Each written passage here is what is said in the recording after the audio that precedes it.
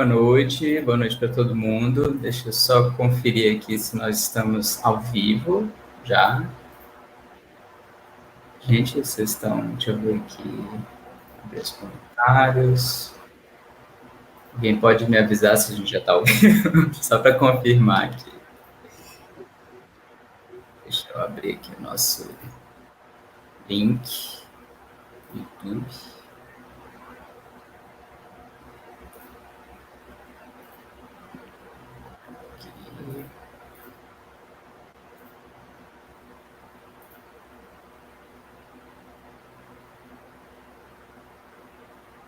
A gente já está ao vivo. Estamos ao vivo. Já, estamos ao vivo, né? Então, boa noite para todo mundo, todos que estão nos acompanhando. Primeiro vou fazer a introdução da nossa live de hoje, né, com a nossa live intitulada Cientista em Foco. Hoje a gente convidou o professor Robert Polan, acho que é assim que eu não sei se eu pronunciei corretamente, mas depois eu pergunto para ele. O professor Robert Polan é da Universidade de Otago, na Nova Zelândia, e ele aceitou participar hoje para falar um pouco mais sobre a pesquisa dele. Então, a gente preparou algumas perguntas para a gente ir conversando um pouco mais sobre a pesquisa que ele vem desenvolvendo. Então, o laboratório dele atualmente já trabalha com estudando, né, tentando entender as forças evolucionárias dentro do parasitismo, particularmente a evolução, do ciclo de vida, a relação dos parasitas com o tamanho corporal dos hospedeiros, a especificidade parasitária, questões relacionadas ainda com o controle do comportamento do hospedeiro e vários outros aspectos sobre a ecologia e evolução dos parasitas. Então, Robert tem aproximadamente 600 artigos já publicados, alguns livros, então já orientou diversos alunos de mestrado e doutorado, e tem diversos outros projetos sendo desenvolvidos no momento lá na Nova Zelândia. A gente vai, a partir desse momento, depois da nossa introdução em português, a gente vai passar a fazer a nossa entrevista e conversa toda em inglês. Então, a gente tem aqui hoje o meu aluno de doutorado, Yuri Wilkins, que vai estar nos acompanhando. Boa noite. E participando também. E acredito que após a nossa conversa, quem quiser também fazer algumas perguntas, a gente vai deixar um momento para que vocês possam fazer perguntas e a gente possa transmitir essas perguntas para o professor Robert. Yuri, se você quiser começar em inglês a partir desse momento, vamos lá. Okay, so hello, Professor. It's first of all, thank you for accepting this invitation. It's an honor to me and to Professor Thiago to have you as our guest. I've been reading a lot of your work recently, especially in the part of ecology of parasites. I've been studying some parasites of amphibians and reptiles. So for me, it's an honor to have you as our guest. So to start this conversation, please, I would like you to tell a little bit about yourself, make a brief introduction of yourself to our followers, talk about your story, how did you begin your career in science. So feel free to introduce yourself. Thank you. And I just want to begin by thanking both of you for inviting me. I'm looking forward to this interview. You asked me to tell about my story. Well, you can probably tell just from my accent that I'm not originally an English speaker. I am a Canadian originally. I'm from the French-speaking part of Canada. I'm from the province of Quebec. And I grew up loving biology. And my high school teachers recommended that if I wanted to be a scientist, I should probably learn to speak English. So I went to McGill University in Montreal, which is an English language university, specifically to learn English. And after my bachelor's degree, I continued my study to a PhD. And I was originally going to study the ecology of fish, nothing to do with parasites. But in my first day in the field, I noticed ectoparasites on the fish I was studying. And I asked my supervisor, what are these things? And he said, they're not important. Ignore them. Focus on your research. But when he was gone, I did some experiments in an aquarium, just some preliminary studies to show that these parasites could actually alter the behavior of the fish. So I made a new proposal for my PhD and I presented it to my supervisor. And I proposed to study instead how these external parasites affect fish behavior. And he listened to me and he decided that, yes, this was a good idea. And basically, this is how I became a parasitologist. It was a little bit by accident. It was not supposed to be my project, but I observed these parasites and they looked interesting. And if I have some advice for a young researcher, it is that if you come up with an idea during your own studies, don't hesitate to think about it, come up with perhaps an alternative plan for your own studies and discuss it with your supervisor. In my case, it has made a huge difference to my whole career. So I became, I guess, a parasitologist by accident. After my PhD, I got a fellowship to do a postdoc, and then I did several little jobs as teaching here, a bit of research there, really struggling to find a permanent position in Canada. At the time, it was difficult. And by chance, I saw an advertisement for a position in New Zealand. I sent an application. It took months. I never heard from them. And suddenly one day, I received a phone call from New Zealand. And after a brief discussion, they offered me a job. I came down here and I've been here for 29 years now. I love it here. I decided to stay, obviously. And during my 29 years here, I have slowly at first, but gradually we've expanded, established a research program in parasitology where we are studying multiple aspects of the ecology and evolution of host-parasite interactions across multiple taxonomic groups of hosts and parasites in all habitats, whether it's terrestrial, aquatic, marine, freshwater. And also we use a range of approaches from field sampling, laboratory experiments, genetic analysis, meta-analysis, and so on. So a range of approaches to better understand how hosts and parasites have evolved and how they function today in ecosystems. So I guess that's an overview of what we do and how I've come to be here.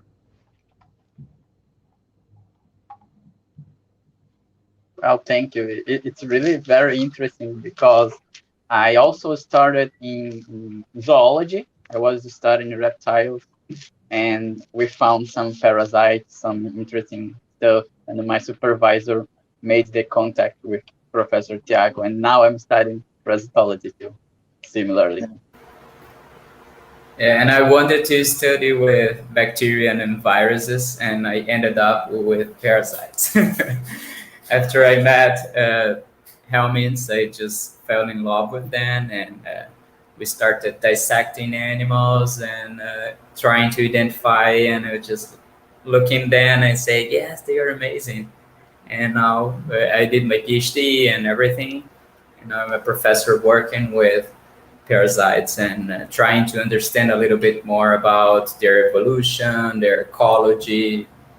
And yeah, we're doing some nice things here with Yuri and other students. Well, there are many incredible examples when we talk about host and parasite interactions. And we can see like body snatchers and even like mind controlling parasites. And we can see parasites in pretty much all taxonomic groups. And how do you describe this diversity of parasites? And in your opinion, what makes them so successful? Well, it's very difficult to try to describe this diversity in just a few words. The latest estimates suggest that a parasitic mode of life has evolved well over 200 separate times amongst the metazoan animals. Plus, it has evolved many other times in plants and other groups as well. So the diversity is huge in terms of morphology and the ecology of these parasites. To make sense of this huge diversity, my thoughts are that we can probably classify all these parasites into just a few basic categories or a few basic strategies that are based on common patterns in their life cycle, their body size relative to the host, their effects on the host, their transmission mode, and so on. So a few years ago, I published a paper where I presented 6 evolutionary stable strategies for parasites. And I see them as the only ways there are for a parasite to be successful. So there's not an infinite number of ways that a parasite can be successful. I think there's only a small number of combinations of characteristics and life history traits that provide stability and success for parasites. And despite the fact that there's a huge diversity of parasites that look at first glance morphologically very different, my feeling is that all of these different lineages have converged towards just a few stable strategies. So that's my way of making sense of this huge diversity. You've also asked me what makes parasites successful. Well, clearly, natural selection is a very powerful source. The fact that parasitism has evolved over 200 times amongst animals is clearly a sign that selection strongly favors any organism that can steal some energy and other resources from other organisms. And because parasites are very small compared to their hosts, they also have shorter generation times, which means that in terms of relative evolutionary speed, they can evolve faster than their host. So in their co-evolutionary arms race with the host, they're probably easily keeping ahead, ensuring their advantage in the combat with the host. So I doubt that animals will be able to evolve any adaptations that will completely protect them against parasites. And just by this fast evolutionary rate, I think parasites will always be very, very successful. And that's probably the main reason behind their success is this more rapid evolutionary rates relative to their host.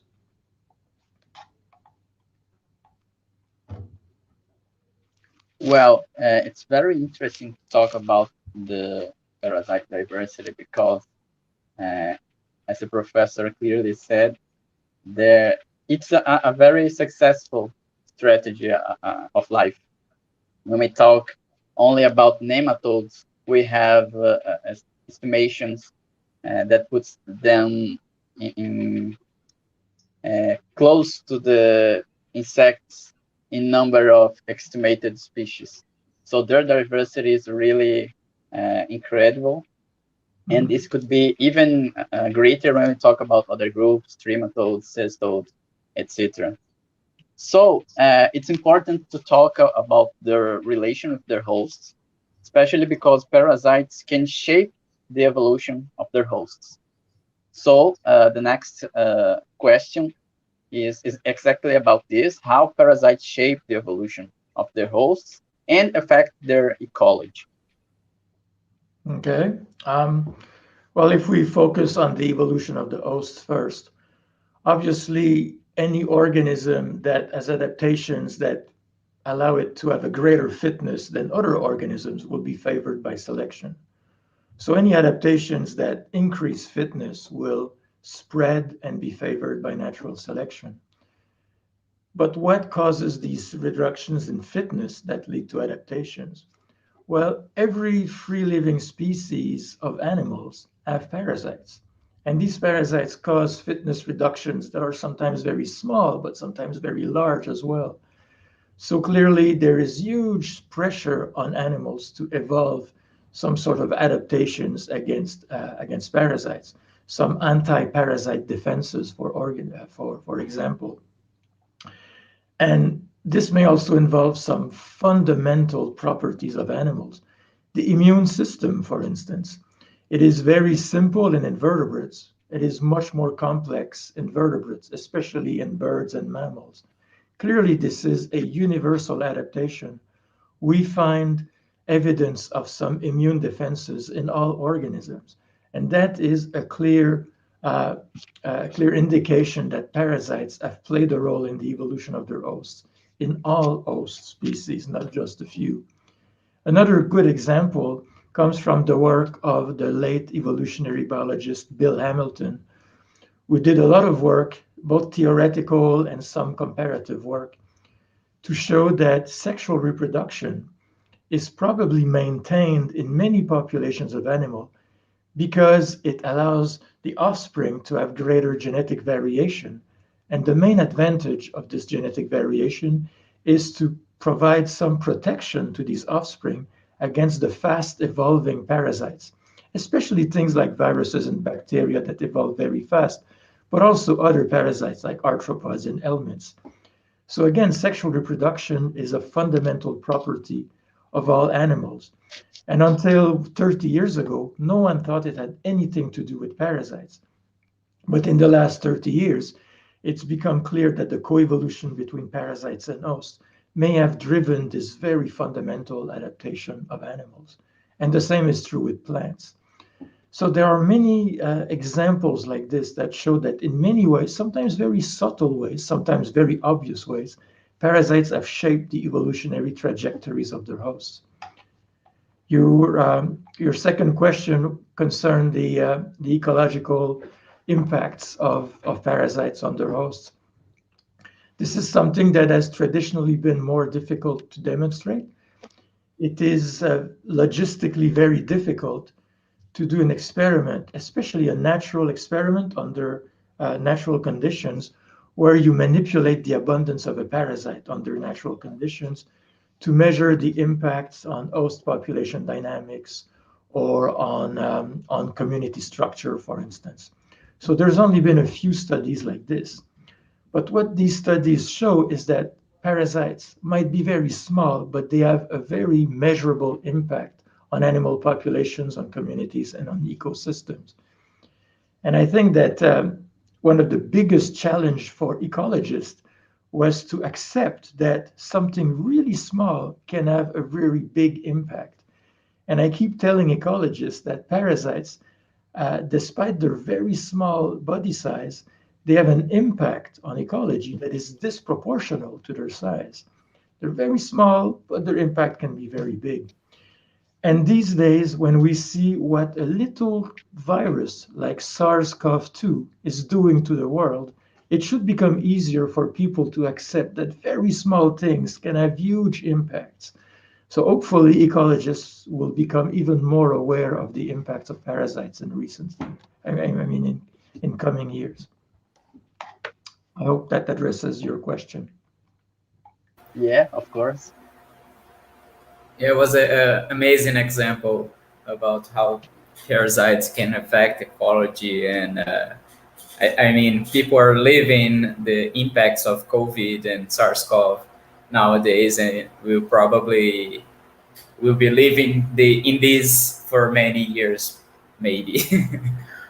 Okay, well, in Parasites, in your book, Parasites in Food Webs, the ultimate missing links, you argue about the importance of infectious disease agents in food webs and ecological stability, diversity, and complexity. What impacts do you think human activities may have regarding parasites and their role in the ecosystems? Okay. There are probably no general answers to that question that would apply to all ecosystems.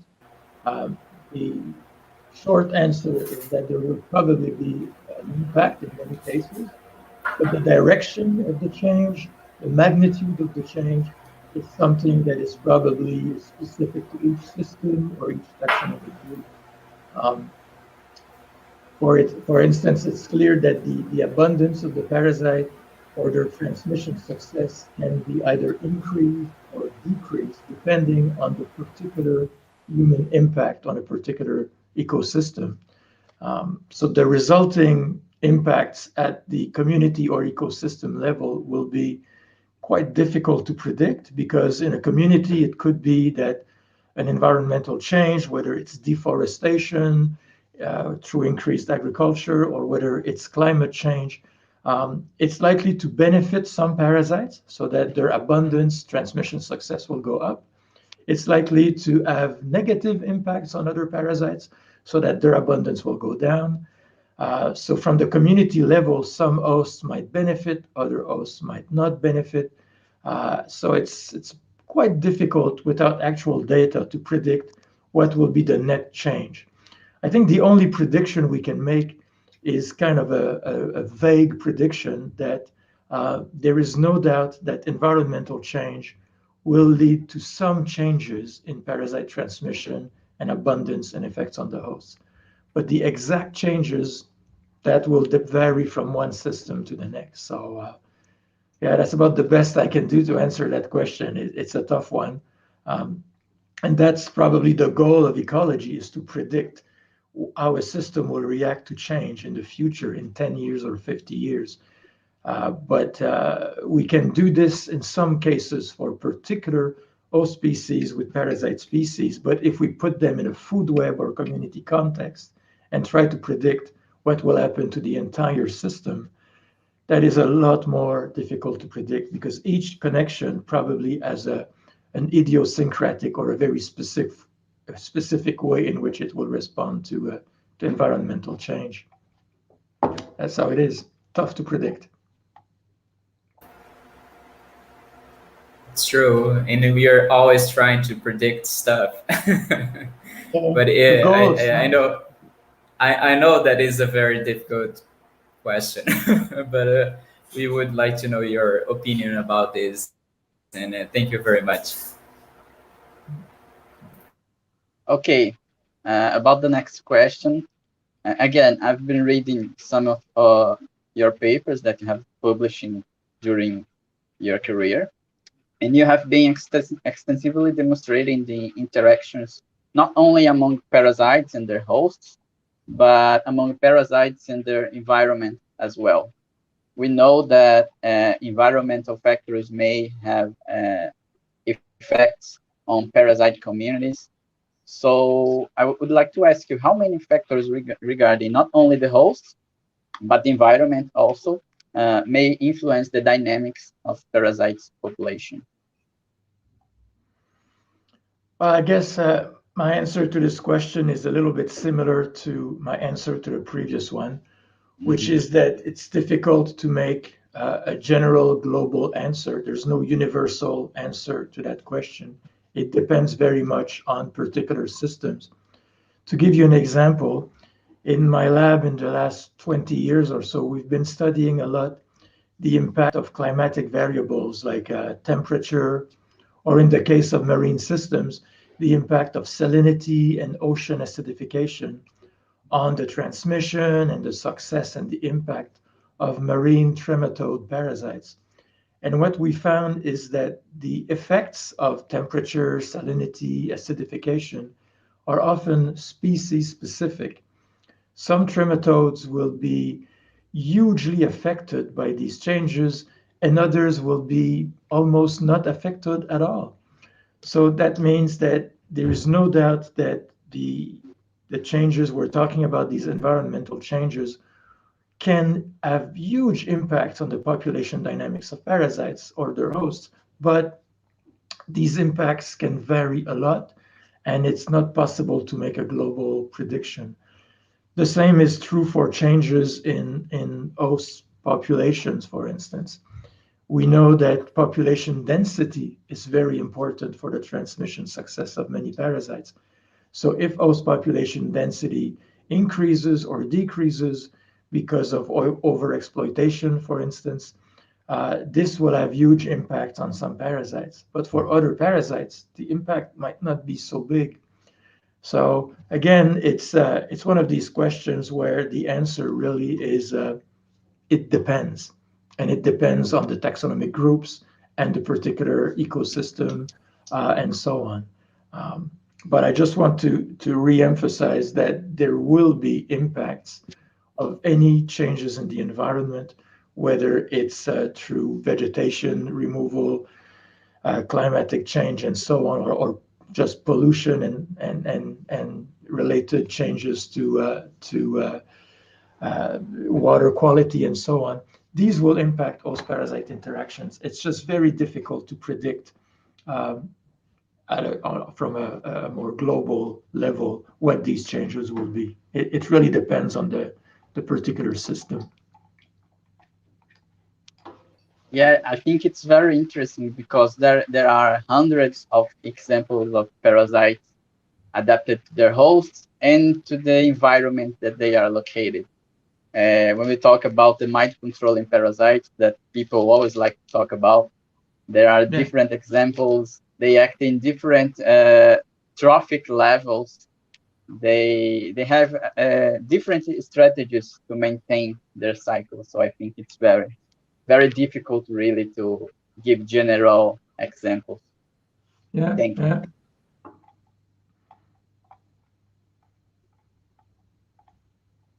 Professor, your microphone is off. Oh, I forgot. Sorry. Normal things in web conference nowadays. Well, we've been talking about parasites and how they're common and how parasitism is the most common strategy among all living organisms. And but when people think about parasites, usually they think about fleas and lice and disgusting animals, disgusting things. Sometimes I try to tell my students uh, that they are really amazing and they're not bad and how incredible creatures they are. But how do you think we can convince people and young scientists to study more about parasites and to appreciate them? Well, it's never easy because most people who go study biology, especially people who go study zoology and ecology, they like the charismatic large animals. In New Zealand, the students we get, all of them want to study marine mammals, whales and dolphins, or birds like penguins and so on. So to try to convince them that tiny little things that live inside those animals are really cool, it's a difficult task. I think that for many ecologists, it is becoming easier to convince them that parasites are important because they can realize that parasites can regulate the population dynamics of hosts or they can change community structure. So ecologists are becoming interested in studying the effects of parasites, but they're not interested in studying the parasites themselves, the biology of the parasites. They just want to find out what the parasites are doing to their hosts. That is still a good thing because some years ago ecologists did not care at all about parasites. And again, something like COVID-19 will reinforce in the mind of people the importance that small parasitic organisms can have. But how do you get people interested in studying the parasites themselves because they're fascinating? Well, my best approach has to be to pick some of the most wonderful aspects of their biology and tell people about that. For example, in my undergraduate lectures, I emphasize in particular the ability of parasites to manipulate the behavior of their hosts. This is fascinating. This is something that the students really like to hear about.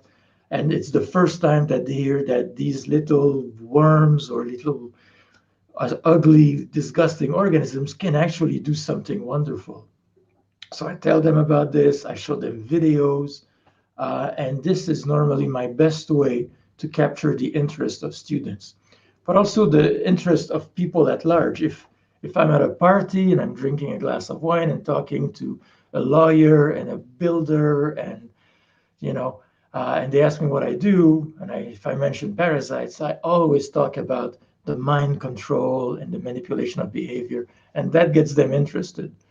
So I think that's our best approach is to try to find the coolest, most super cool, interesting things about parasites, and we talk about that, and then the people become interested, and then they can find out more, And the other aspects of parasite biology is really interesting, but you need to have the initial interest to discover these other things. So I always try to hook people with the most interesting things.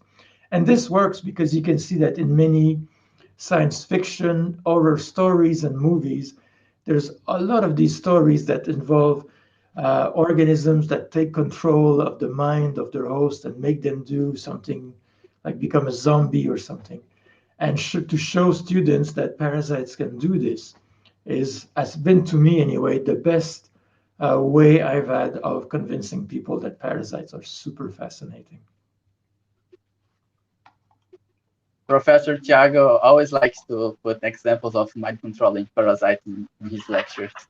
Yeah. That's true.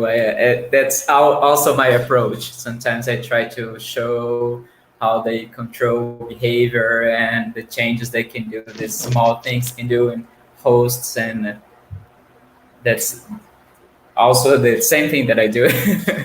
And it also works when we are talking with different people about parasites, with normal people, not scientists, I mean.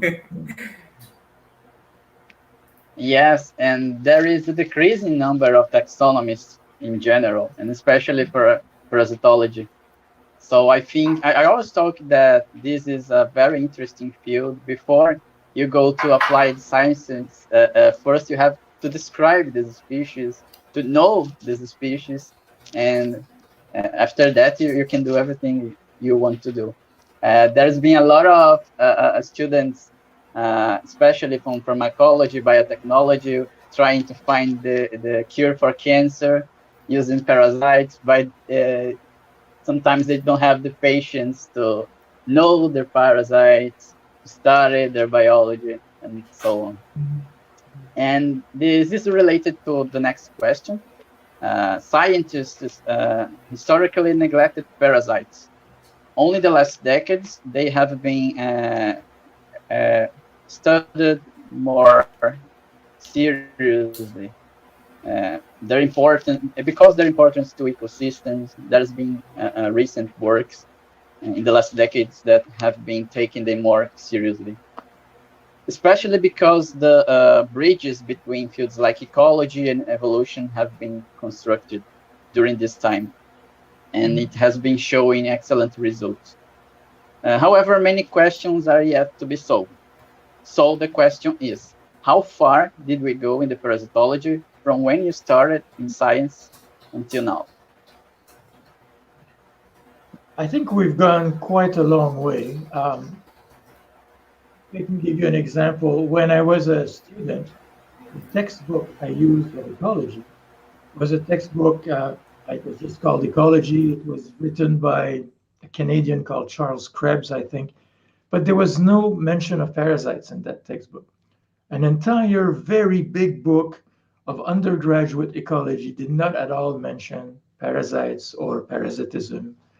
But now most current textbooks of ecology have a chapter on parasites and disease, their impacts in ecosystems, and so on. So just that is a sign that there has been some progress in the last 3 decades. That's at least been manifested in the inclusion of parasites as one of the main biotic forces, in addition to predation and competition, one of the main biotic forces shaping natural ecosystems. So there has been progress, there's no doubt about that.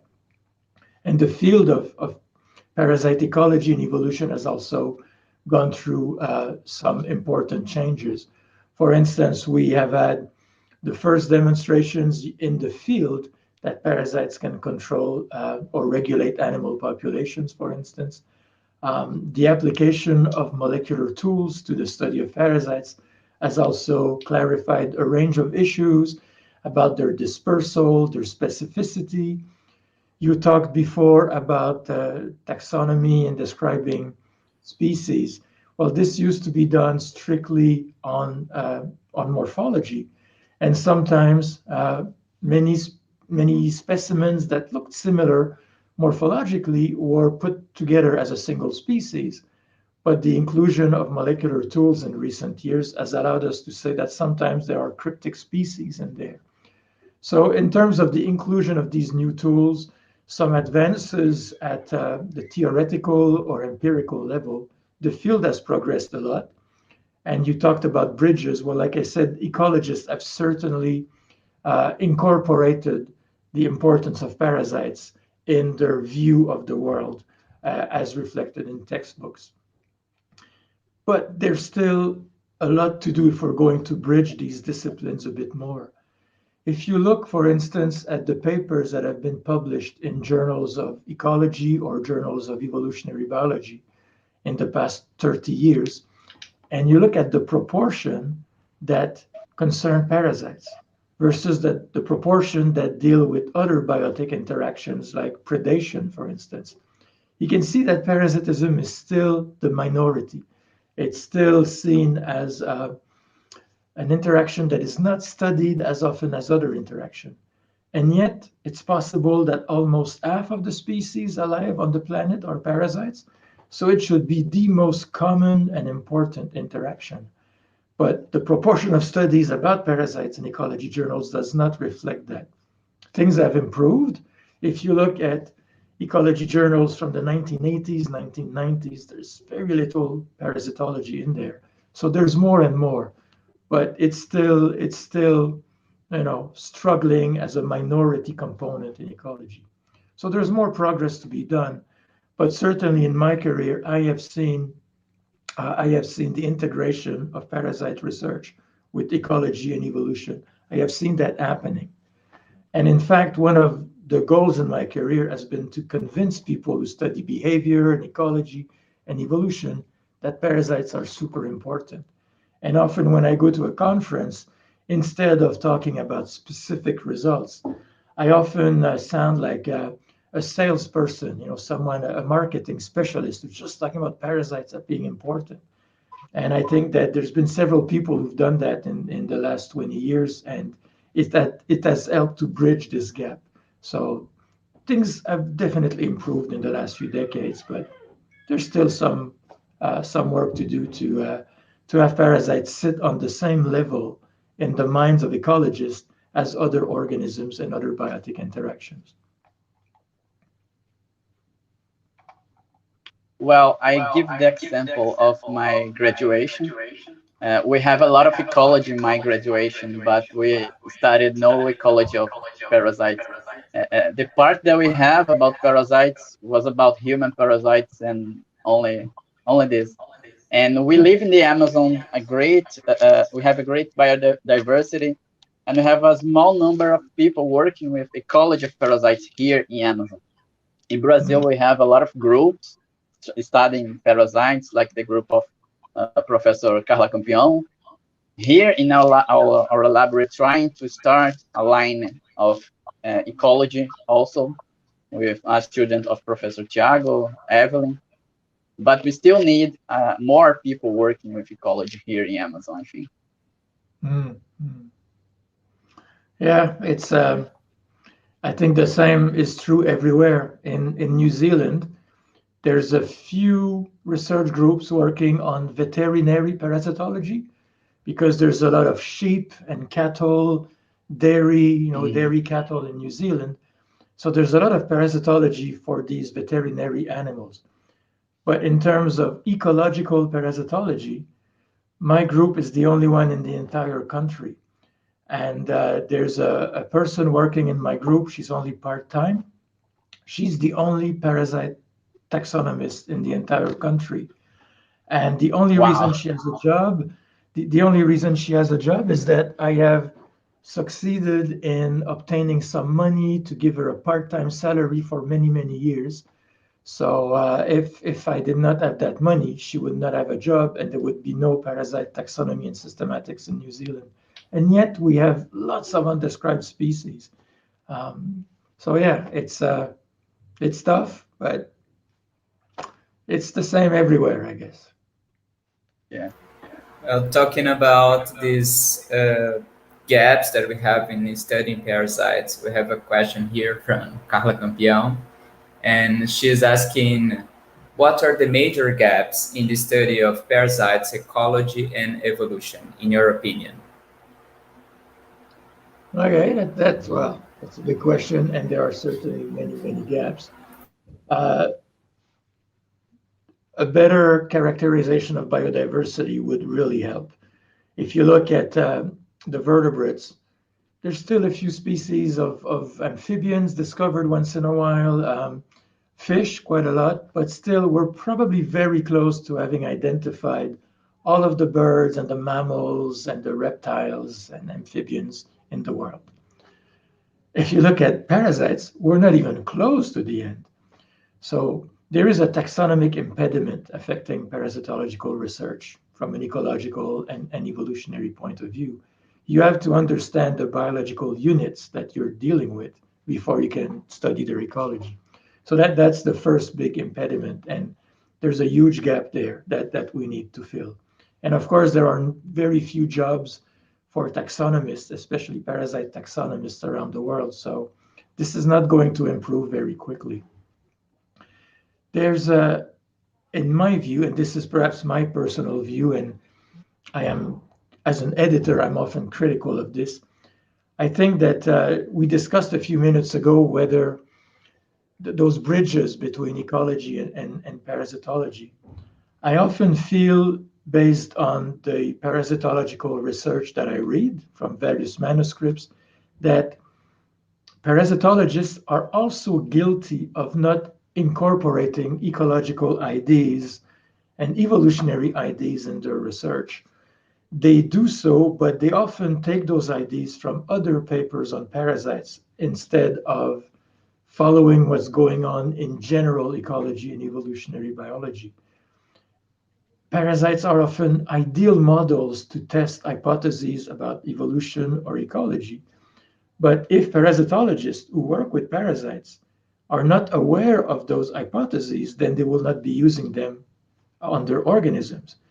And ecologists who often come up with these hypotheses, they will never work on parasites because they just don't like parasites. So parasitologists are also guilty of not making a greater effort to incorporate ecological and evolutionary ideas in their research. That's certainly something that would fill several gaps and push our understanding of parasite ecology forward if we could just apply these ideas to the study of parasites. There are several other things that where I find that parasite research could benefit.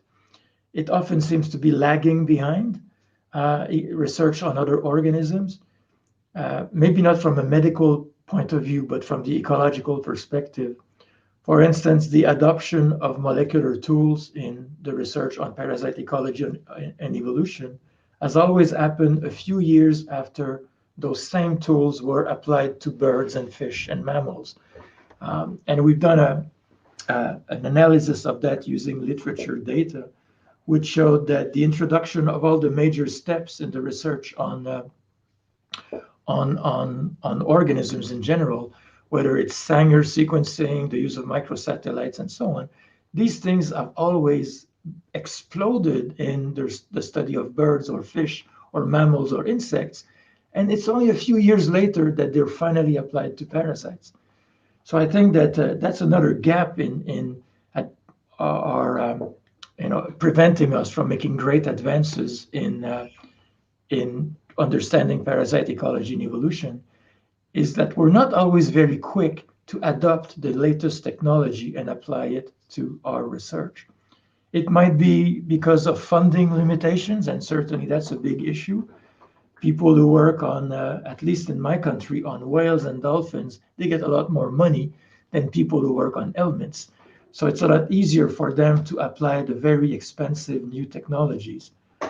But still, I find that parasitologists could probably make a greater effort to apply these new ideas or these new technologies to research on host-parasite interactions.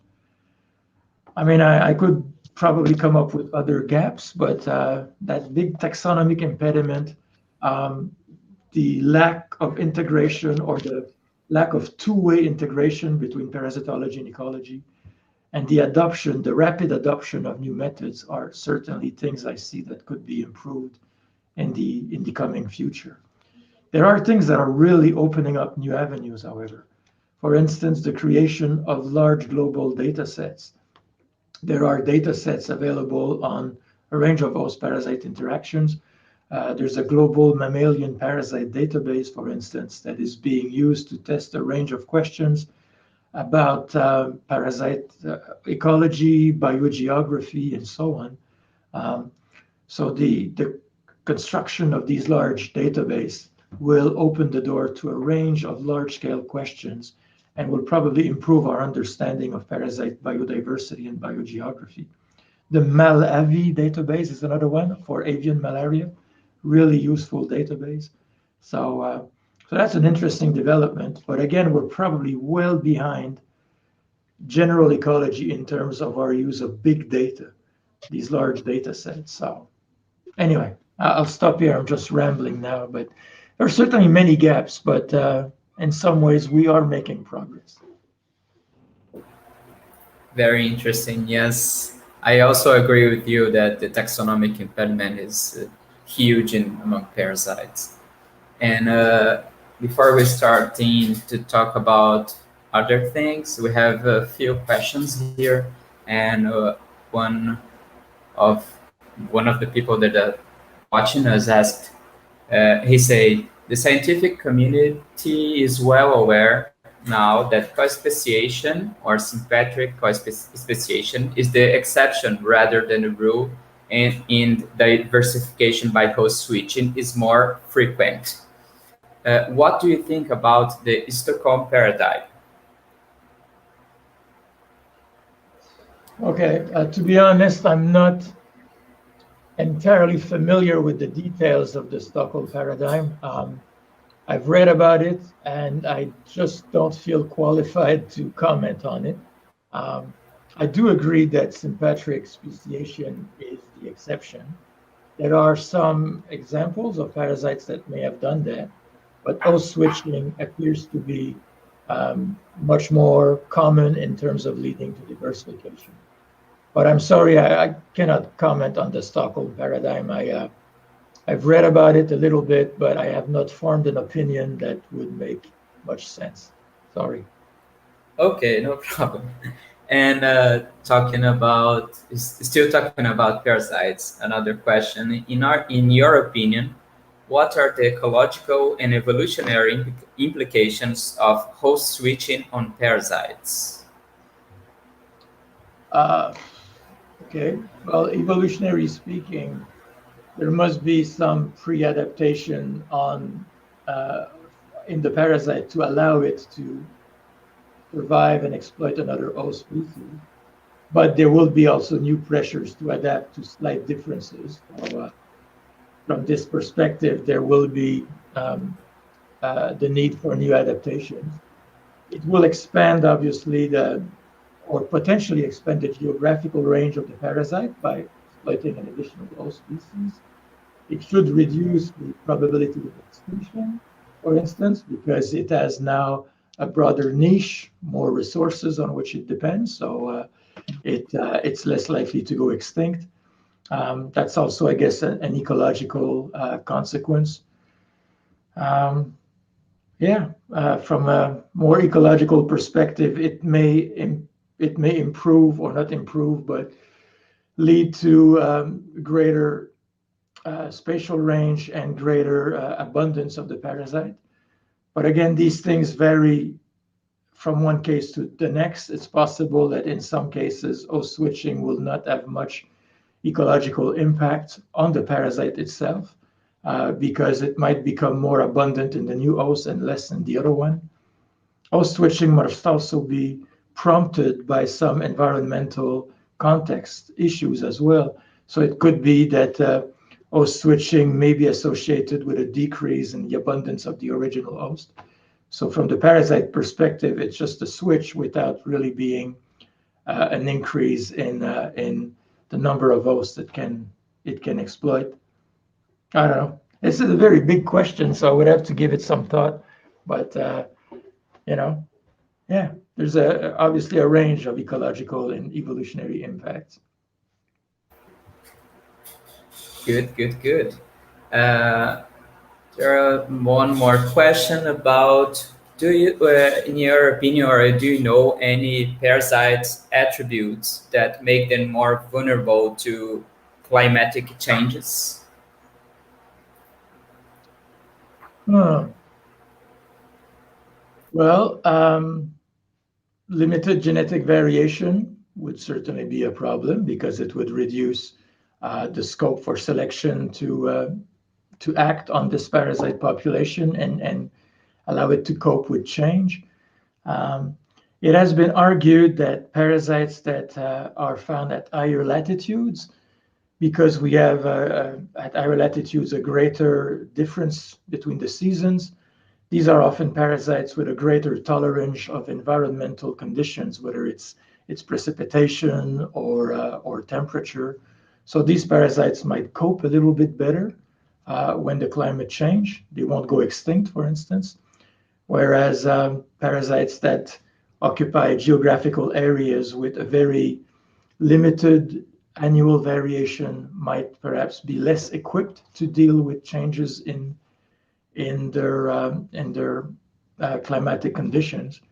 But clearly, it's difficult to talk simply about the properties of the parasite because it could be that the parasite is extremely tolerant of climatic change, but the host species on which the parasite feed are not. So then it becomes, irrelevant what the parasite can tolerate if its host cannot tolerate it. They are intimately linked with the biology of their host, so we should really look at properties of hosts and parasites together that make them more resilient. And animals that are currently spread over a larger area, parasites that are generalist as opposed to specific, and parasites that occupy areas with wide seasonal ranges in conditions are probably the ones that will cope better with climate change. Um, there's been a range of attempts to make predictions about how climate change will affect host parasite interactions. And in most cases, these are based on simplified assumptions. So I have relatively limited confidence in these predictions. Um, and again, as for some of the questions you've asked me before, this is one of these questions where there's probably no simple global answer. It's probably a case by case sort of situation where what benefits a parasite in a one situation will not benefit in a different situation. So I think I'll leave it at that. Tough questions. Yes. And I what also do? have a question, if you allow me. Go ahead, you. A friend of mine was asking you if phylogeny can be a good prediction factor to parasitism compared to external and environmental variables. Okay, you mean external? I mean a predictor of what exactly? Of parasitism? What do you mean? I Of think she didn't give details of the question, but I think it's regarding the occurrence or maybe the diversity of parasites. If phylogeny of the host can be a stronger factor to predict okay. the occurrence of Uh, certain species compared to environmental variables. yeah. Okay. Phylogeny of the host. Yeah. Okay. I get it. Um, Well, it's already been shown that species of animals, whether it's birds or mammals or fish, that are closely related, tend to have similar species richness of parasites, and they often have similar parasite taxa infecting them. Maybe not the same species, but parasites in the same genus or same family. So clearly, host phylogeny is a strong predictor of these things. And in fact, there's been at least two papers I'm aware of that have looked at the phylogenetic distance between host species and the similarity in their parasite fauna. And they found that species of those that are phylogenetically very close have very similar parasite faunas, both in terms of species richness and in terms of the taxonomic composition of these faunas. Whereas host species that are phylogenetically very far apart have very different parasite faunas and often very different parasite species richness. So clearly, phylogeny is a big predictor of the patterns of parasitism. I would think that it is more important than the environmental or external conditions, but these external conditions are also important because if you look at the same animal species, but you look at different populations, clearly they don't have all the same parasites. And in some populations, you'll have lots of parasites because the conditions maybe are very good for the transmission of these parasites, whether it's precipitation, humidity, temperature are good for the free living stages and eggs, or maybe they're good for intermediate hosts, so you have more parasites. But then the same host species in a different place has very few parasites because there the local conditions are not so good. So clearly, intra-specifically, if you compare populations of the same host species, external factors are very important. But inter-specifically, if you compare many host species, I think that phylogeny is much more important as a predictor of the number of parasites they have and the taxonomic groups of parasites they have. I hope this answers the question. Yes, yes. Thank you, Professor. And what do you think that are the pros and cons of a parasite that have a very complex life cycle? I know that's a very difficult question, probably. Well, there's been some modeling studies that suggest that the life cycles have evolved from simple to complex because they provide advantages to the parasites. For instance, if the parasite has a single host, and this host is a small animal and it's a simple life cycle, and because of environmental changes over evolutionary time, suddenly a new predator appears in this system and it feeds on the host. Well, from a theoretical perspective, it would be beneficial for the parasite to change its life cycle to have now two hosts and include the predator, because if the parasite can delay its maturity until it reaches the predator, it will live in a larger animal that has a longer lifespan, so the parasite can grow to a larger size, become more fecund, and this will achieve a greater lifetime fitness for the parasite compared to what it used to have when it had a simple life cycle. So these modeling studies indicate that life cycles have probably become more complex because of benefits for the parasite. Obviously, it also meant that the parasites face new problems. How to get from a prey to a predator, for instance. So new adaptations were necessary. And for instance, the manipulation of host behavior of the prey was something that would have been favored only after there was a complex life cycle. So on the one hand, selection may have favored these big complex cycles because they improve the fitness of the parasite, but they also created a lot of problems because there's more transmission steps. Each of these steps requires its own adaptations. So it has led to pressures on the parasites to evolve new adaptations. In a more ecological sense, clearly a complex life cycle is more susceptible to environmental change, because if you have a trematode that has three hosts and the conditions change and one of these hosts goes extinct, the parasite goes extinct, unless it can quickly make a host switch. But in most cases, we would predict extinction. So depending on many links in a chain probably makes it more likely that one of these links will be susceptible to environmental change, and this creates, again, problems for the parasite. So what may have evolved to be beneficial has led to its own set of problems, in the sense that the parasite needed more adaptations and now is dependent on more links for its transmission. I forget what the question was, but I just talked about life cycles in general. Yeah, it was about life cycles and what's the pros and cons about the complex life cycle. But it's okay. It's good. Good, good answer. And talking about parasites that manipulate the host behavior, why not? Why can't we see all parasites doing host manipulation? Well, that's a good question, and a lot of my students ask that question. Well, there must be a cost to manipulation. We still don't know the mechanisms in most cases how parasites change behavior.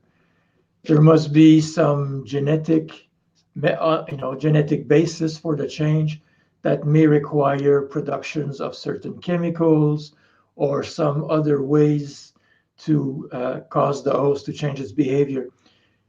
These mechanisms are not free. There must be a cost.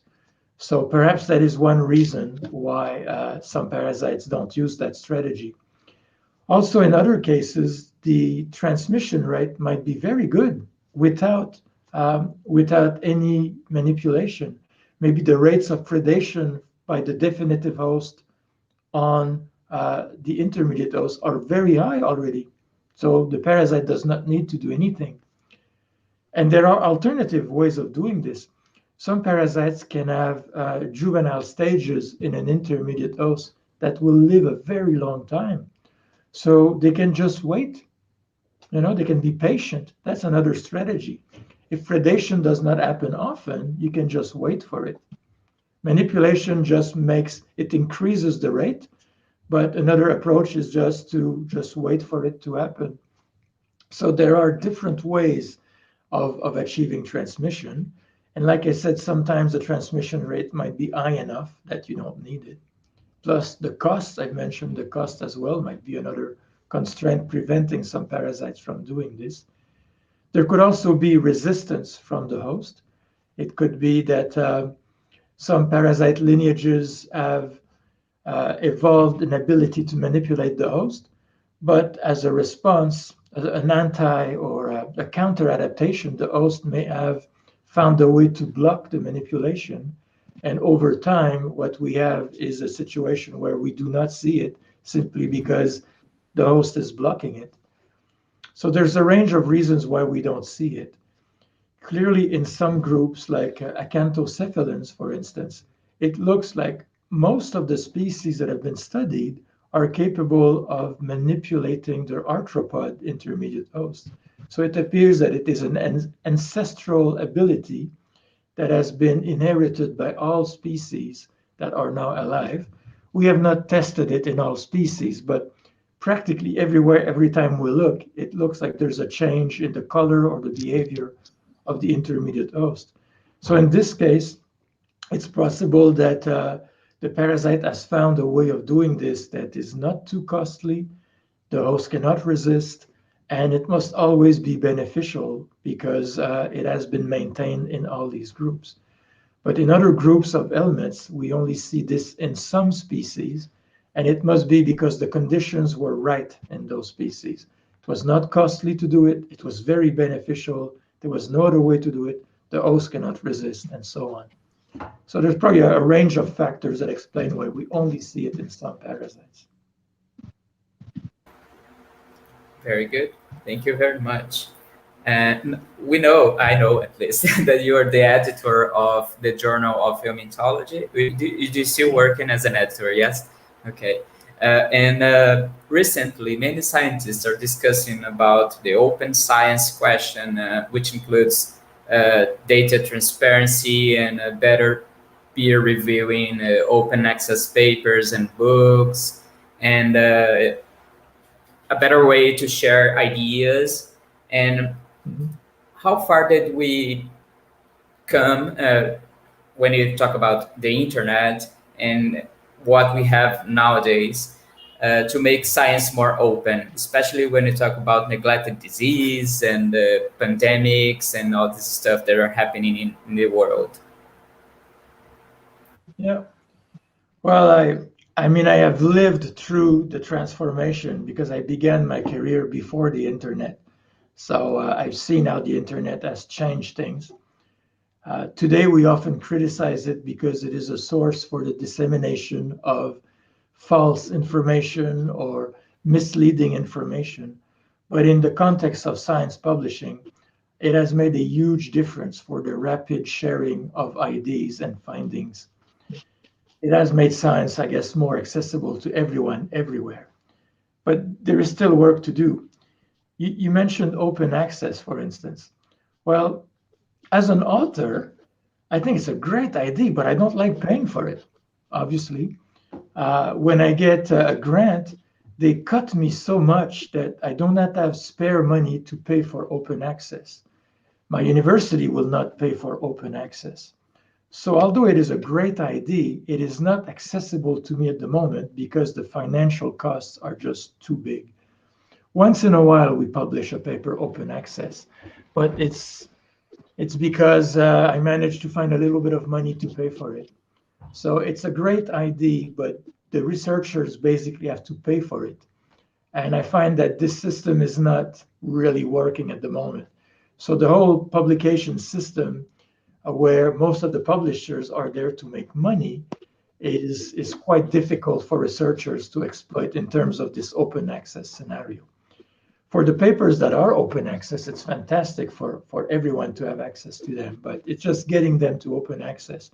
We need to rethink how the cost is passed on to the researchers. It's simply not viable at the moment because most researchers do not have the funding to afford this. Some journals have made an exception. You talked about the pandemic. Many papers on COVID-19 were published open access for free in many journals, and this has been going on for over a year now.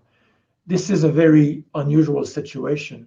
If you're working on the nematode parasites of amphibians, for instance, there will be no exception for you. If you want to publish open access, you will have to pay. So clearly, it's a great step forward if we can solve this financial aspect to it. As an editor, I can tell you that very few of our authors choose open access, and the reason they give us is they cannot afford it. And as an author, I'm also telling you that I cannot afford it. So it's a great thing, but some European institutions have joined an agreement with the publishers where they pay a lower cost. So the researchers based there can publish their work without paying. But for us, in New Zealand, for you guys, I guess in Brazil, it's the same thing. We don't have these deals, so open access is just a dream. You talked also about making data public. And I think that that is a wonderful idea for many reasons.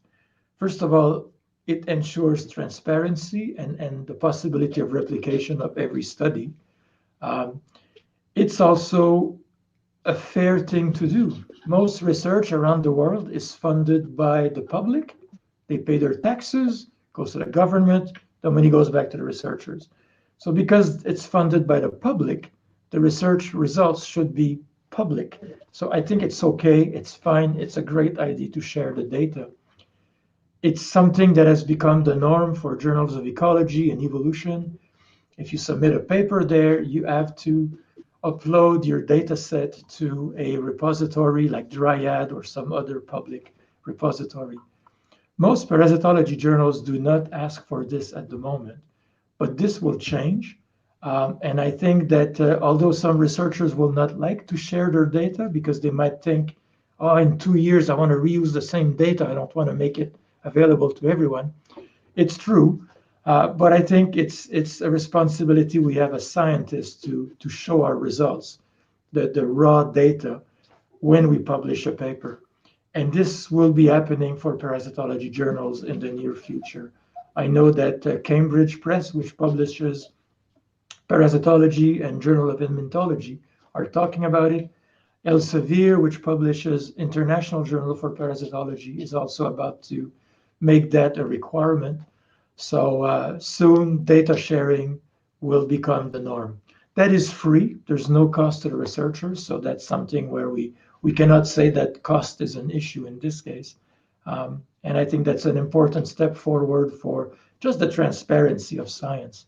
So parasitologists should expect that it will happen in parasitology journals very soon. When I want to talk about free open science, Brazil had a great program that allowed all universities to have a free access to papers, to books, but it has been a decrease in investment, so it's very hard now. Last week, we have a problem that one of the greatest databases of Brazil was shut down because there was no maintenance in systems because they had no money to afford it. So the situation here is complicated. When we talk about the pandemic, many sectors of the society are now discussing the need for increasing funding for scientific research, especially in infectious and parasitic agents. In Brazil, again, we have seen a lot of decreased investment in research, in free access, in training new scientists. Uh, so the question is, how is the situation in New Zealand, and especially regarding the pandemic, if it's worsened or not? Yeah, well, we discussed this before we went on air. New Zealand is a little bit unusual during the pandemic simply because we have not been affected too much by the pandemic. And I don't think that at present, the pandemic will not change the funding policies of the New Zealand government. In fact, the New Zealand government has now a huge debt because of the pandemic. It has been supported people who've lost their jobs and so on. They have not reduced funding for science, but they will not increase it. And in terms of that funding for science, will there be more going to disease research because of the pandemic or not? I don't know. At the moment, there's been absolutely no change. We still have the same funding schemes in place, and the allocation of research funding between different disciplines is the same this year, last year, as it was 10 years ago. Funding is difficult to get here. The way the government funding is allocated for basic research, like the research I do, the research you would do if you were here, is through a single program through the Marsden Foundation, which is government money administered by an independent body, but it is still government money. That level of funding has not changed very much over the last 10 years. The increases of 1 or 2 or 3% are trivial because they don't really follow the increase in the cost of research. But the pool of money they have is given to relatively few people getting big amounts, as opposed to giving money to many people, but giving them less money. So for instance, our success rate is around 10%. That means that in the area of ecology and evolution, there's approximately 150 applications every year, and only 10%, which is about 15, will be chosen to get the money. But those 15 will get 3 years of funding that can allow a full-time salary for a postdoc, PhD scholarship, funding for the research, and so on. But the other 90% of people who apply get zero. So in Canada, the system was a bit different, where through the NSERC, which is the equivalent national funding body, the success rate was higher. And most people got small amounts of money, but everyone got something almost, so you could do some research. New Zealand has a system where the few people who get enough money to do research, but 90% of the people get nothing. We are quite lucky at my university because we have some internal funding. They're not huge amounts, but we can get a little bit of money every year. So we can sustain basic ecological research that doesn't cost very much. But for expensive research, it's very, very difficult here. Will there be more money given to disease research in the next few years because of COVID? I have no idea. Maybe in the medical funding, which is not something I can apply for. It's very human-centered. Perhaps they will have more money for epidemiology and virology and so on. But certainly in fundamental ecological evolutionary research, that sort of funding will probably not increase beyond the basic inflation rate. And I don't think that pool of money will not allocate more research to more funding to disease ecology, unfortunately, because I know the people who make those decisions and they're not going to change. their points of view. So, yeah. But it is difficult. Decreasing funding worldwide is a bit of a worry. And I know that for young scientists, it can be very depressing. But, when I was early in my career, and you can see that from my publication records, I conducted a lot of comparative analysis and meta-analysis. These cost nothing. It just took me time to go to the library and build a data set from the literature and analyze the data sets. But those were years when I had no money. And I managed to continue to do a bit of research by taking approaches to the research that did not require funding. So, yeah, I would encourage other people who are going through a period without funding that there are cheap approaches to research sometimes. So don't give up. Just find alternative ways and keep asking for money, because if you quit, you're not going to get anything. And it's also important to lobby the government or other institutions to consider increasing the amount they give to researchers. Often it's political. I've seen this in this country. We've had changes of government over the years, and some governments are a bit more friendly to scientists, other government not so. Yeah.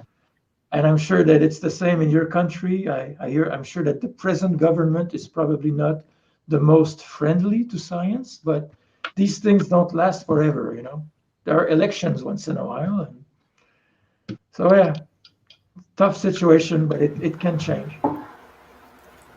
Yeah, True, here in true, Brazil, we were one of the worst countries to deal with the pandemic, and the investment was still decreasing, but we are still here making science. Hope, Yeah. we still have hope. Don't give up. We still have hope. That's true.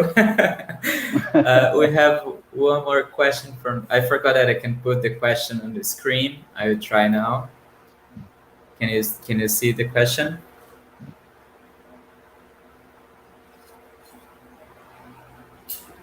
Well, that's an interesting question, because for this, I do have an answer.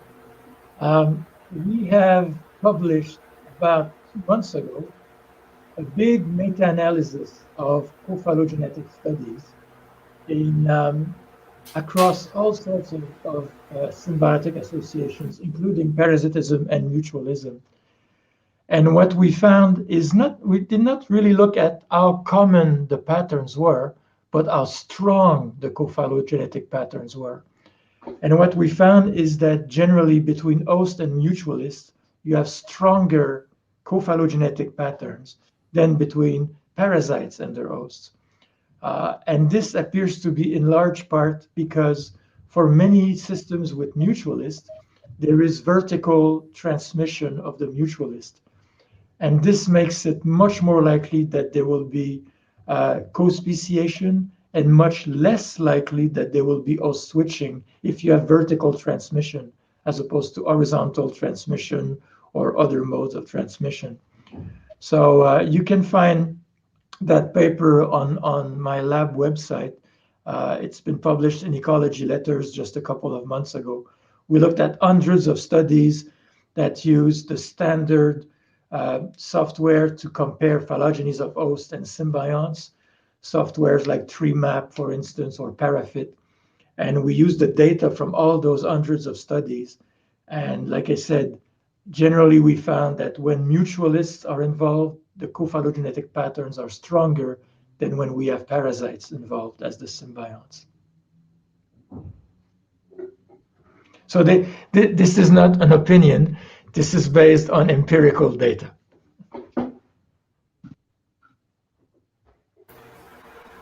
Very good. Thank you very much.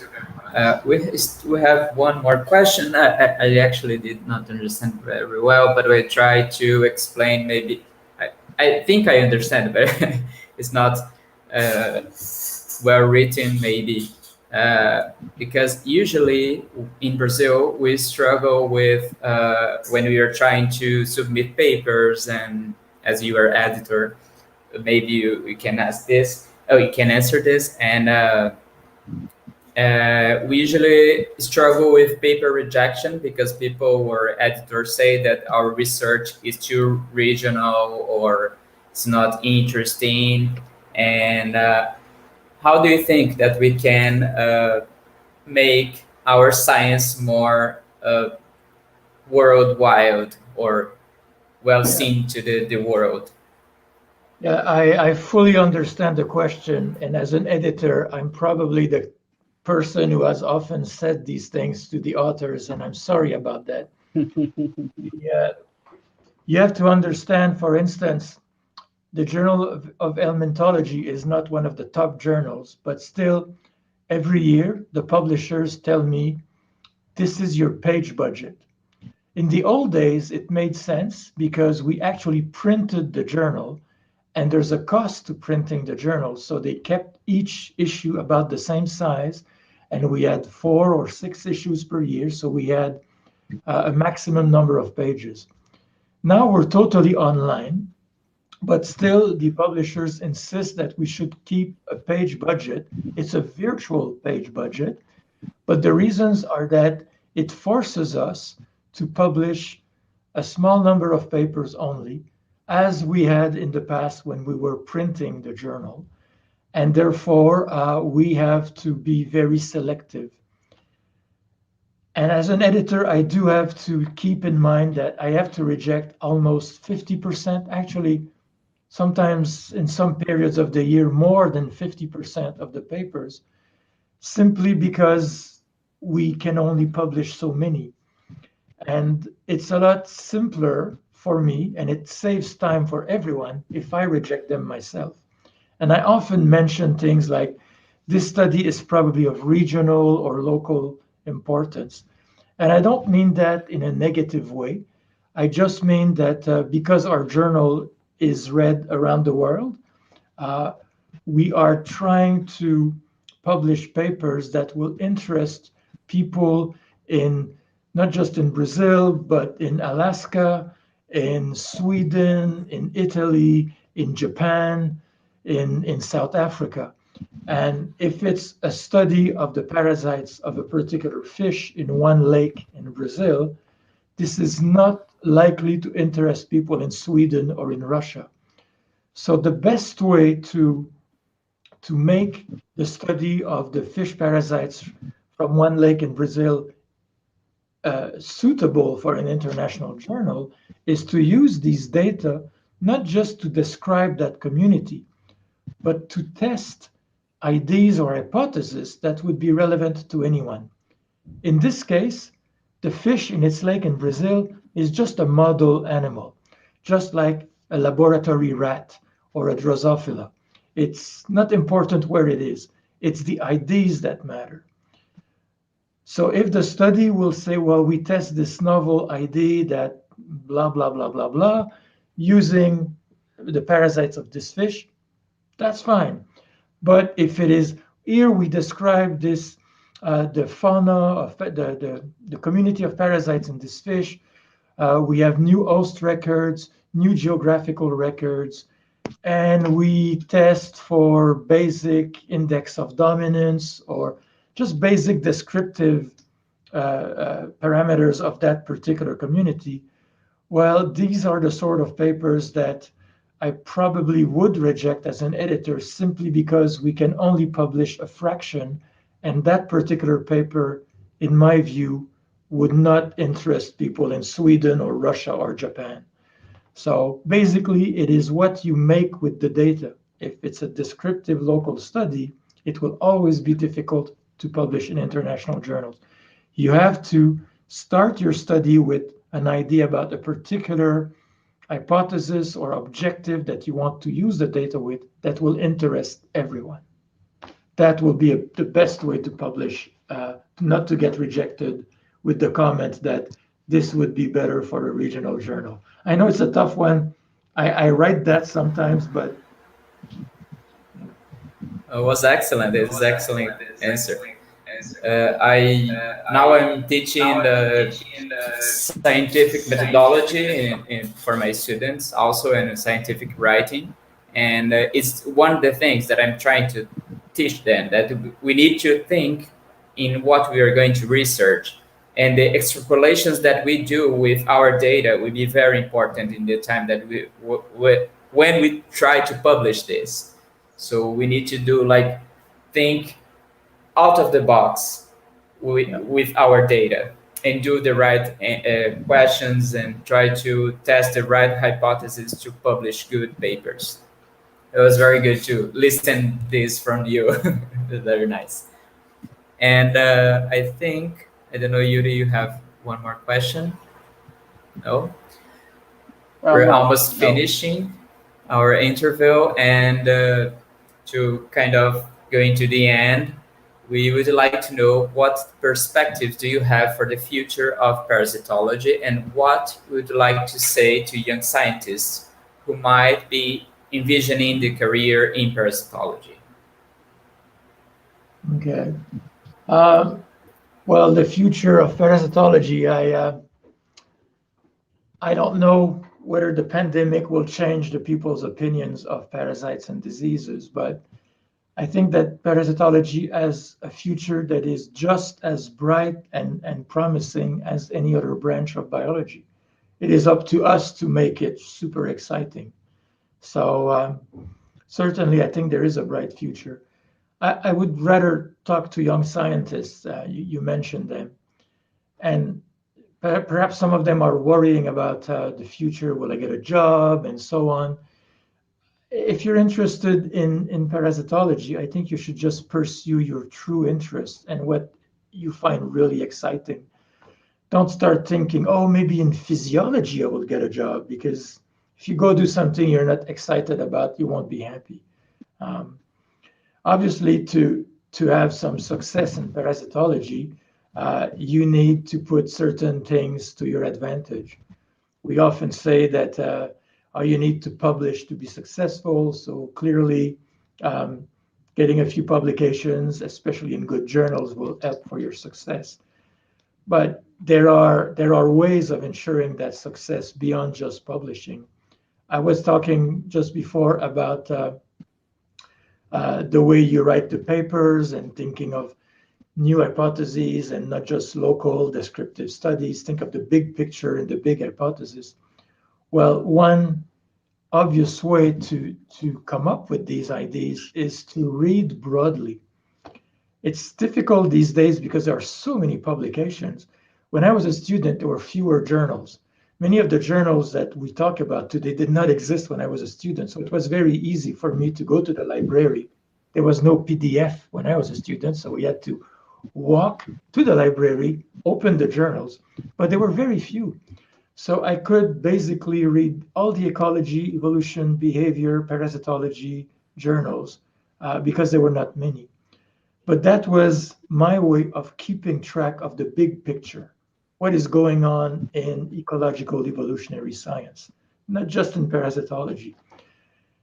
So I would encourage young researchers to not focus on their particular little topic, but broaden what they read to incorporate more outside of their general interest.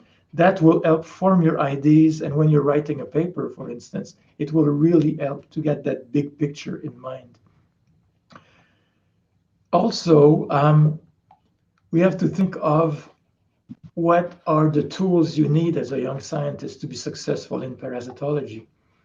If you're building a house, you need tools. You need a hammer, you need a saw, you need all these tools. Well, if you're going to be a successful scientist, you need certain tools. And probably the first one is the ability to communicate. And unfortunately for you and me, because remember, I am a French-speaking person who only learned to speak English when I was 20 years old. Unfortunately for us, the international language of science is English. There's nothing we can do about it. Hundreds of years ago, it used to be Latin, French, and German were important for a while. But now it's English. So we need to learn English, especially to write it. So just think of this as something that is necessary to be successful on the international scene. You may not like it, but working on writing skills in English is going to be very important for success. So that's one key tool. But there are other tools that are becoming essential for all scientists. And one of them is the use of suitable modern quantitative tools to analyze data. I now force all of my students to learn to do all their statistical analysis on the R platform. Use all the latest packages to do them well, make good figures using R, and apply the appropriate statistical test. Not a bunch of univariate tests. This is no longer acceptable, but proper multivariate analysis, whether it's Bayesian analysis or not, it has to be the most cutting edge analysis. Again, it's using, instead of using a handsaw, it's now using a power saw, an electric saw. We have more modern tools, and to be a successful scientist, you need the modern tool. Just like to be a successful house builder, you need the modern equipment. So writing skills, good quantitative skills. And if you're going to do anything that is slightly genetics, these days, learning a little bit about the next generation sequencing, bioinformatics, and so on is becoming more and more important. These are skills that can be applied to a broad range of different projects. When I was a student, the word bioinformatics did not even exist. There was no sequencing anyway, so there was not even next generation sequencing. We did not need that to be successful scientists. But now I think that whatever you're going to do as a young scientist, just make sure that you have all the basic tools you need.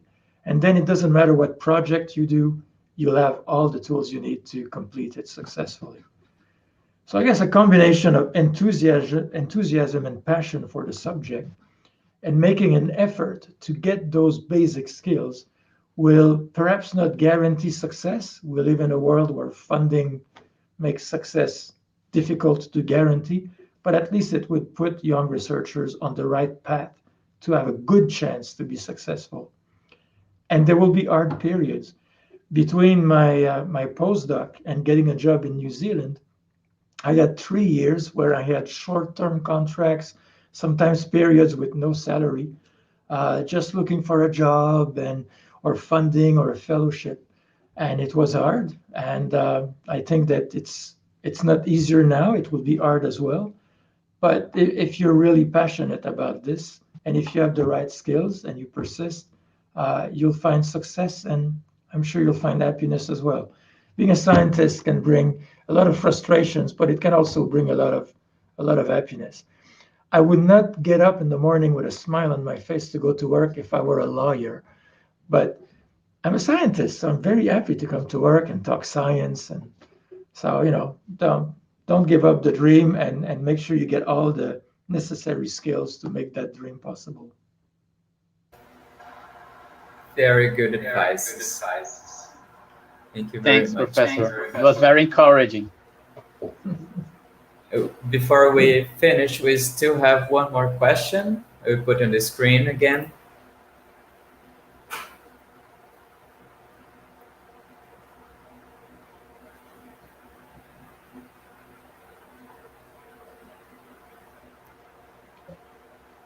Okay, again, a tricky one, and this may well depend on the system. If you have highly host-specific parasites, like people have studied a lot, lice on birds or on mammals, the pocket gophers, I think.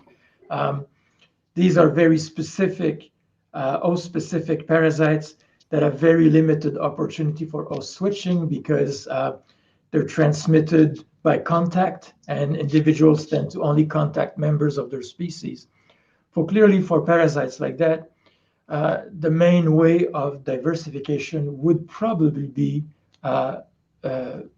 co-speciation with the host. But for other parasites that have, for instance, are transmitted by free living stages that are dispersed in the environment, the opportunities for host switching are probably much greater. So for those types of parasites, we'd probably expect that host switching plays a greater role in diversification. but it's very difficult to quantify which of these has played the greatest role, because for this we will need complete phylogenies for a group of parasite and a group of hosts, probably also including extinct taxa, for which we cannot have data, therefore we cannot include in a phylogeny. And I think that for some groups, there have been quite good phylogenies. And again, if it's a group like lice, avian lice, for instance, it looks like co-speciation was probably the main mode of, or co-divergence, as it says in the question, was probably the main mode of diversification. But for other groups of parasites, those few studies suggest, oh, switching may have been more important. So it's one of those questions where the answer depends on the type of parasites. And clearly both have played a role, but which is most important? There's no universal answer for that, sorry.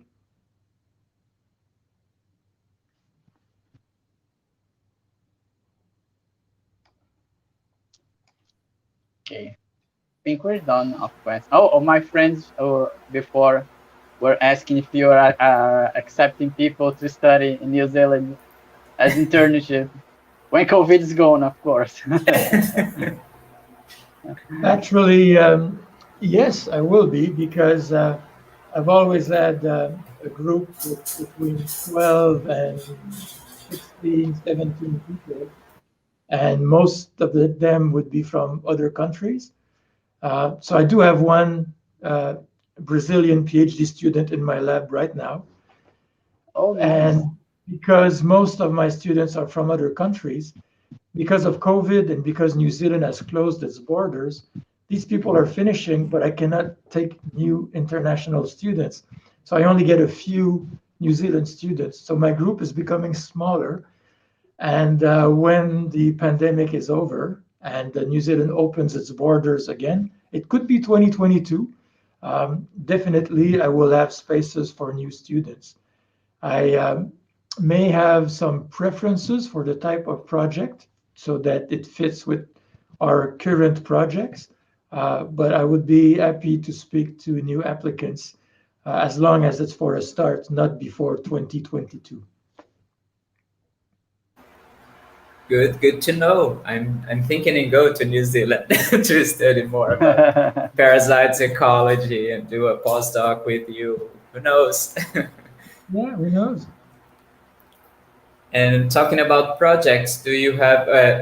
Can you tell us about of your a little bit more about your current projects? Sure. We have multiple projects that are underway at the moment. For instance, we are trying to reconstruct the transmission routes of all elements in the Otago, that is our coast, our local area, our marine ecosystem. So I have a PhD student who is getting samples from all sorts of invertebrates, fish, seabirds, even some marine mammals that are stranded.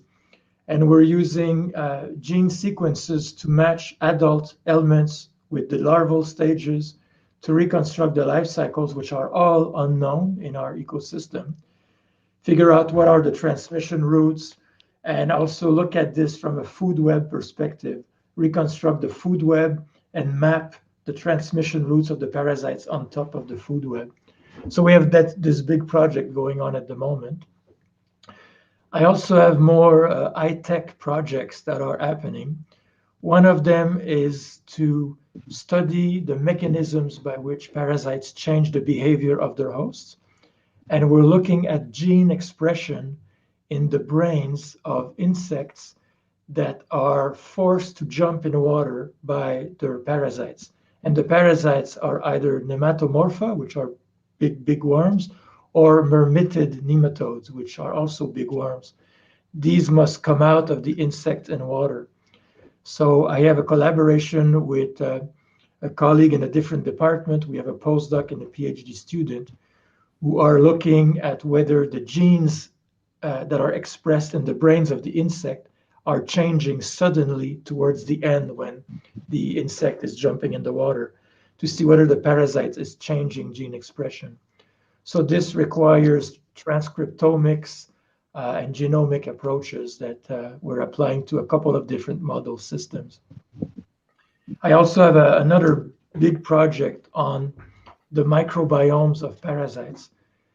There's been this big revolution happening in science in the last 15 years. There's even the Human Microbiome Project, which is finding that the microbes that live within animals can impact their phenotype.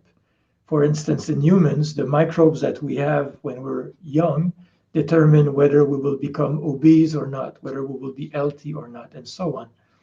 So clearly, microbes play a big role. And it's only in recent years that people have started thinking, well, ailments also have microbes. What do these microbes do? So we have started a couple of years ago a project that combines a meta-barcoding approach looking at the bacterial symbionts of ailments, whether they are maintained throughout the whole life cycle, they are different from the microbes of the host, and what do they do to the parasite? Do the parasite with certain microbes have a different transmission mode, for instance? Do they grow differently? And our next step will be to see whether the parasites with certain microbes are better at manipulating the behavior of the host. So this whole parasite microbiome project is another one of our big projects right now. And I also have a bunch of other students working on different things, from avian malaria and migration of birds, conservation of birds and malaria as well. Others working on the parasites of deep sea fish that we got from a cruise last year. So yeah, a range of different projects, but the main ones are the ones I talked about.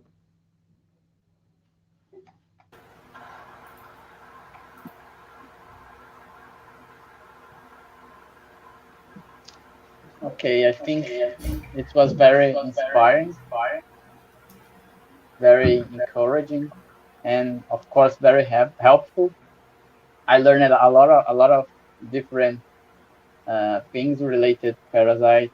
It was an honor again to interview you as our guest. I think we have no more questions, do we, Professor Chen?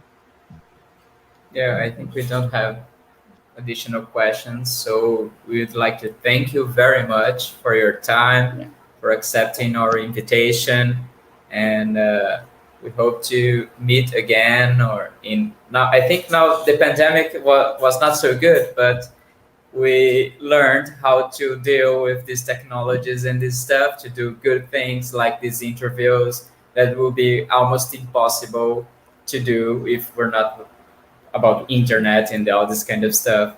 So thank you very much. And I will do a small breathing in Portuguese now, and ending another breathing, so, and we'll finish. Okay, if you want to say something more, feel free to. I just wanted to thank both of you for inviting me and for hosting this discussion. It was fun. I'm always happy to chat about parasites with people who are interested. So thank you very much, and maybe next time.